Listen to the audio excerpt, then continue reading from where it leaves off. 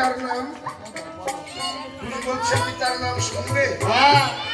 পিতার নিচে জন্ম নাই আমার, জন্ম দিছে পরে। আমি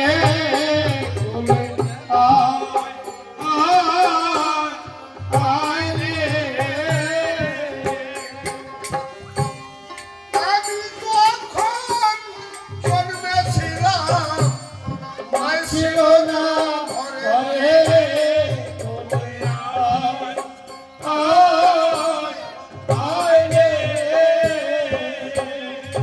রামচন্দ্র বলছে, এমন কথা জীবনে শুনলেন।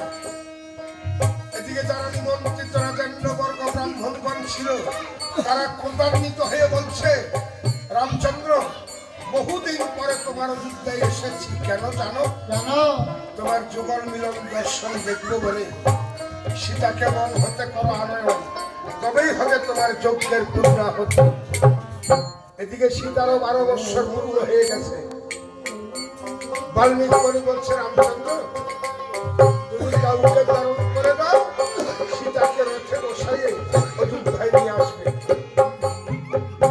রামচন্দ্র বলছে, ভাই লক্ষণ, তুই আমার কথা নিবি, এই রথখানা নিয়ে তুই তপবনে যাবি, রথে বসাইয়ে সীতাকে অযোধ্যায় নিয়ে আসবি।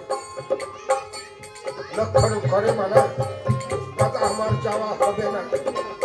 আমি তোমাকে কতবার করেছি বারণ, পঞ্চমাসী গর্ভ সীতা দিও না বন, শুনলে না দাদা আমার কথা।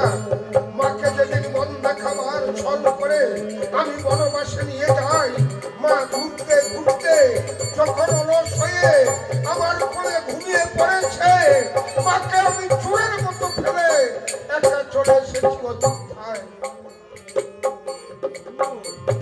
কোন মুখে যাবো আমি মায়ের কাছে? রামচন্দ্র বলছে, ভাই লক্ষণ, তুই আমার কথা লঙ্ঘন করবি? এই কথা শুনে লক্ষণ রথখানা নিয়ে ধীরে ধীরে তপবনের দিকে যাত্রা করেছে।